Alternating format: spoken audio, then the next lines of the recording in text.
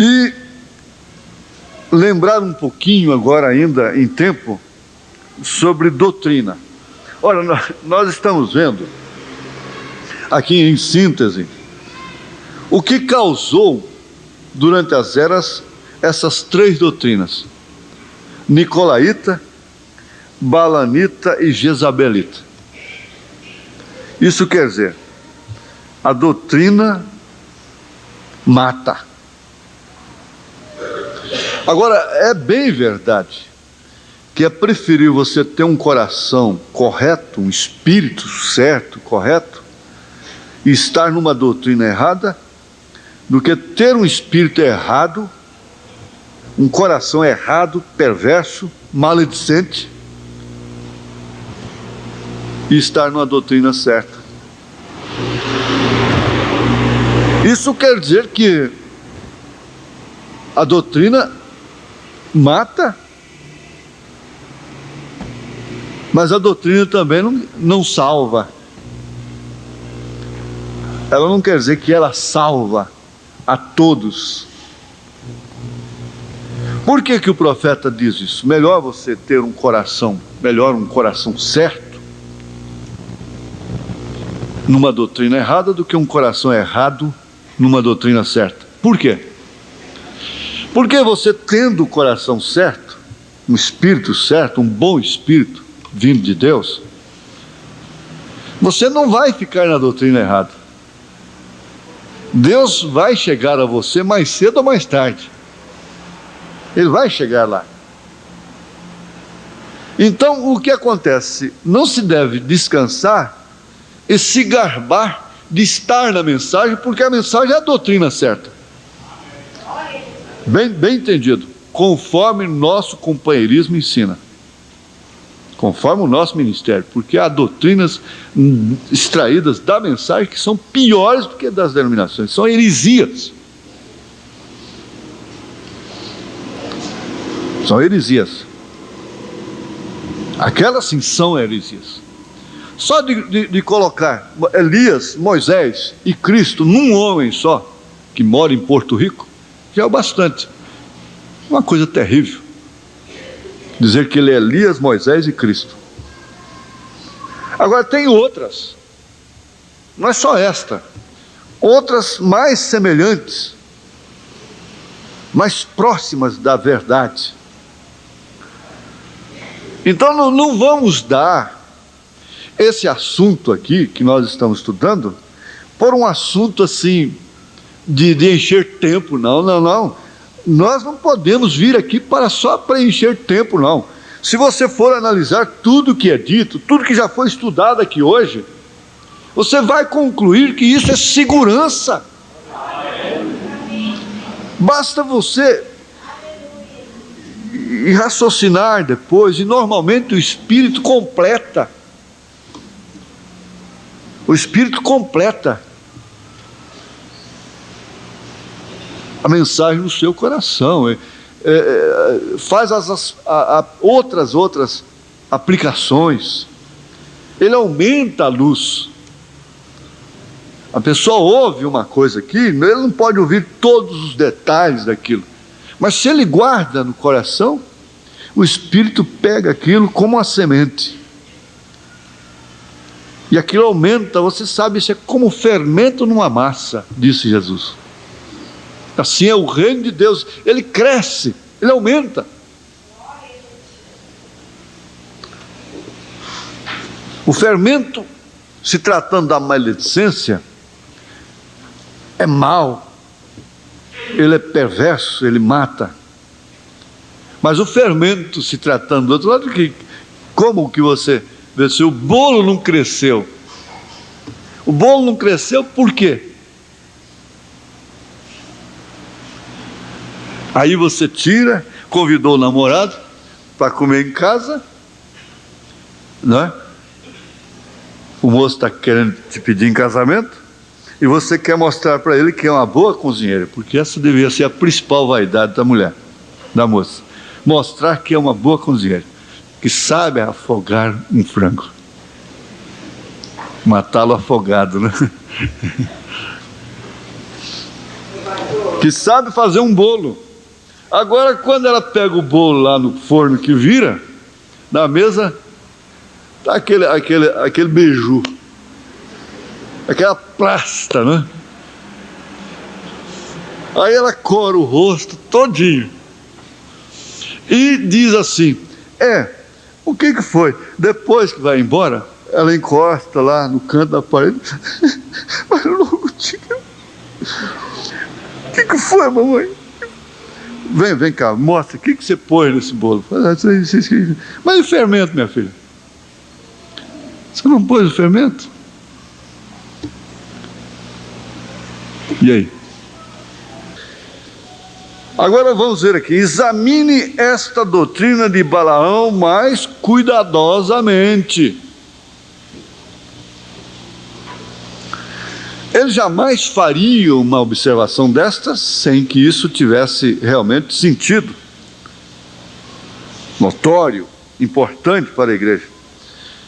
Examine esta doutrina, o parágrafo 27 do resumo, um resumo das 7 eras. Examine esta doutrina de Balaão mais cuidadosamente. Note, acima de tudo, que é a manobra deliberada de um clero corrupto tratando de trazer o povo a si mesmo, guiando-o deliberadamente ao pecado da incredulidade. Porque pecado não é fumar, não é beber, não é prostituir. A pessoa assusta até com isso, com essa declaração. Estas coisas são atributos do pecado, porque o pecado é incredulidade, é não crer. Isso é que é o pecado. Uma vez não crendo, então está exposto e disposto a fazer tudo. Então, deliberadamente, a doutrina libera o pecado. E o pecado, uma vez consumado, gera a morte. Por isso ela mata. Ela matou de uma só vez 23 mil soldados de Israel. De uma só vez. 23 mil soldados. O que fez Balaão? Ensinou a Balaque que mandasse as moabitas, que por sinal eram muito bonitas, mostrarem suas pernas e requebrarem diante dos soldados. Aquilo foi o bastante. Um exército que não precisava perder um soldado sequer, perdeu 23 mil. Porque enquanto Balaão estava profetizando, ele não conseguiu derrubar um soldado. Mas quando ele doutrinou, aí ele matou. Isso é profundo ou não é? O que significa? O que se conclui disso? Que a profecia de Balaão era de Deus, mas a sua doutrina era do diabo. Razão pela qual ela figura aqui no Apocalipse, sob protesto do próprio Senhor Jesus Cristo.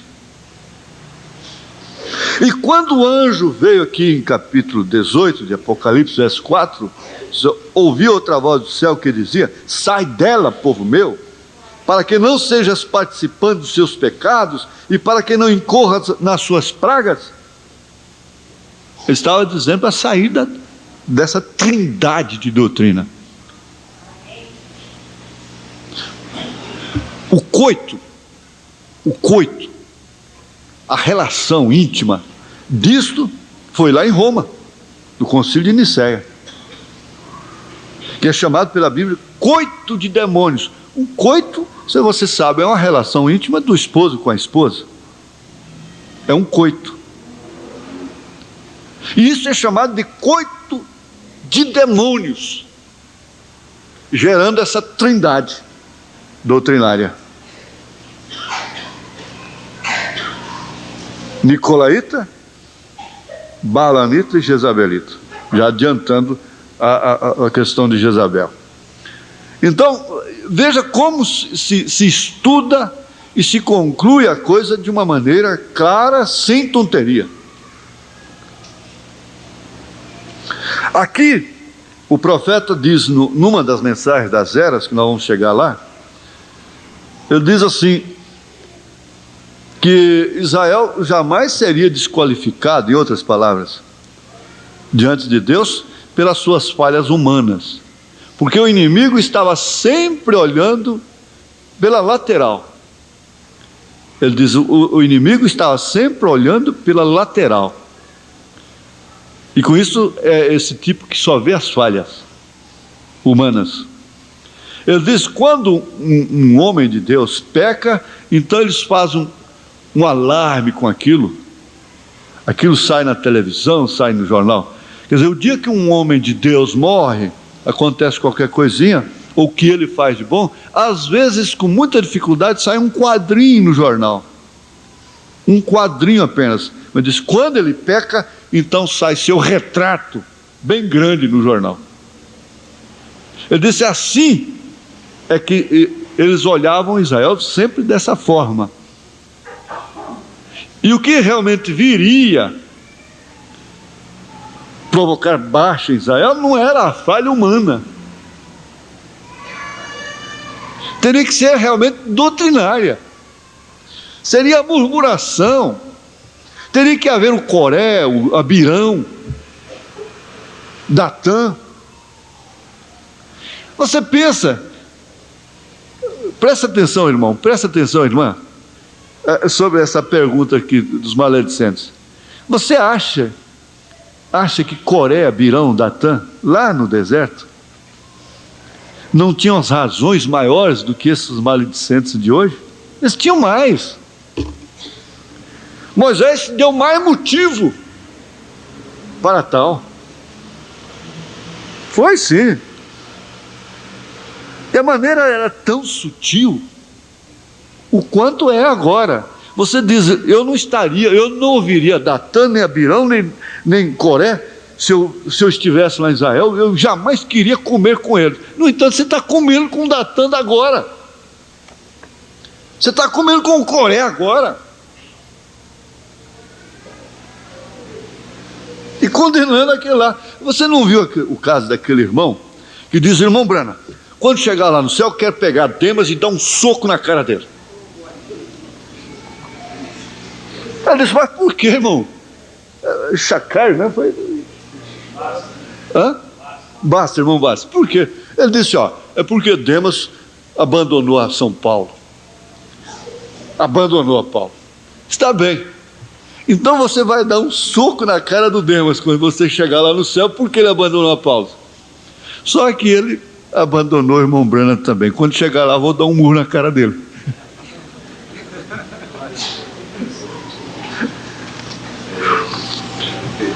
Você entendeu?